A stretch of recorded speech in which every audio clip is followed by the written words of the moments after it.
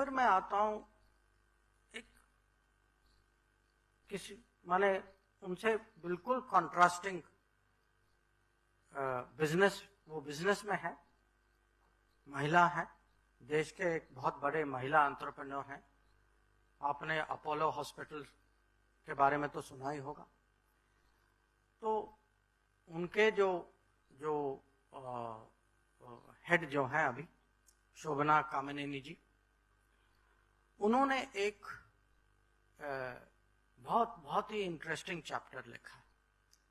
और ये जो है उनका दृष्टिकोण जो है ये जेंडर का है कि पिछले 8 साल में अगर आप जेंडर कहें, जेंडर इक्विटी, जेंडर जस्टिस पर महिलाओं के बारे में, बेटियों के बारे में, बहनों के बारे में क्या परिवर्तन आया है। अब इसमें काफी देश में चर्चा हो चुकी है, तो आप कहेंगे इसमें क्या नई बात वो कहेंगे, पर उन्होंने 2 उदाहरण दिए जो मेरे दिमाग में वो चिपक गया था। और ये जब मैं खासकर मैं जो भारत को अच्छी तरह पहचानते नहीं या मोदी जी को जानते नहीं, ये 2 उदाहरण मैं बार बार मैं खुद इसका उपयोग करता हूं।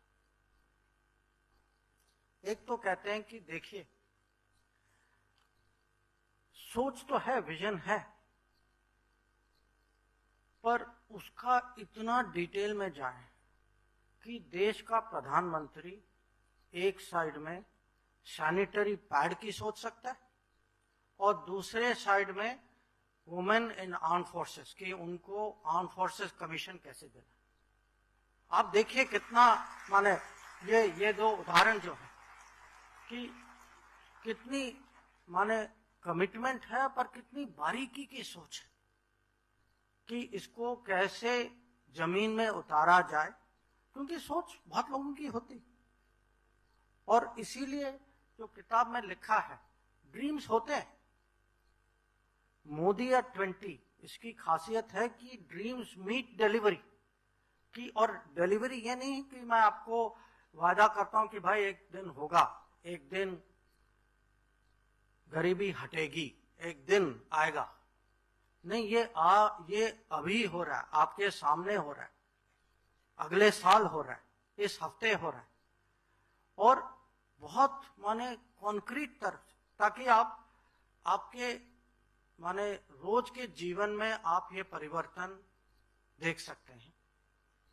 और जो एक किस्म से जो फीलिंग के साथ उन्होंने लिखा है, शोभना कामिनी जी, कि आज तक उनके लिए एक किस्म से नरेंद्र मोदी वो देखते हैं कि ये बहुत बड़े फेमिनिस्ट लीडर।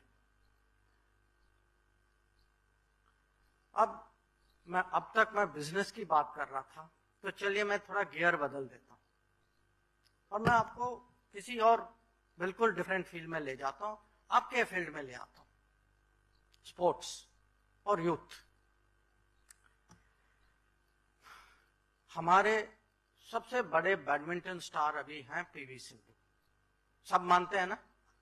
हाँ, सब मानते हैं, सब जानते हैं।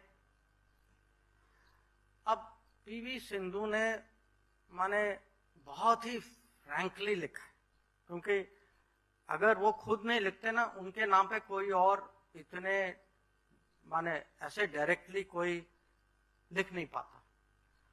वो कहते हैं कि मेरे मन में ये बहुत बड़ा प्रश्न है,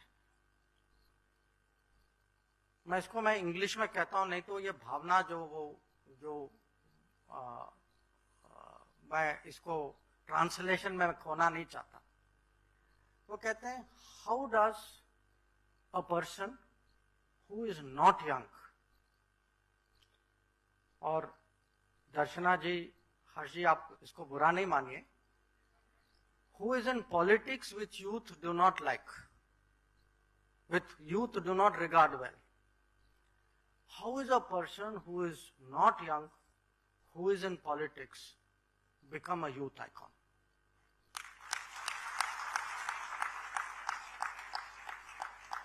तो कहती है ये प्रश्न this question was bothering me. फिर कहा कि मुझे अवसर मिला प्रधानमंत्री से मिलने का, और फिर कहा कि कहीं न कहीं माने वो इसका उत्तर मेरे माने एक किस्म से इसकी अंडरस्टैंडिंग आई। और कहते हैं कि, और ये वो हिंदी में लिखती, prime minister embodies the attitude, हो सकता है और कैसे नहीं होगा, कि ये जो है ये आत्मविश्वास जो है, ये बड़ी सोच कि हम भारत बदल सकता है, भारत में नई पीढ़ी जो है ये बहुत कुछ कर सकती है, इसकी अपेक्षा, इसकी आकांक्षा बहुत ये छोटी नहीं है। और ये एक किस्म से उनकी एक एटीट्यूड है, और ये एटीट्यूड पीवी सिंधु कहती है कि इसके कारण जो है प्रधानमंत्री इस उम्र में यूथ आइकॉन बन गए। तो ये सोचने की बात है, उनके लिए नहीं, हम लोगों के लिए।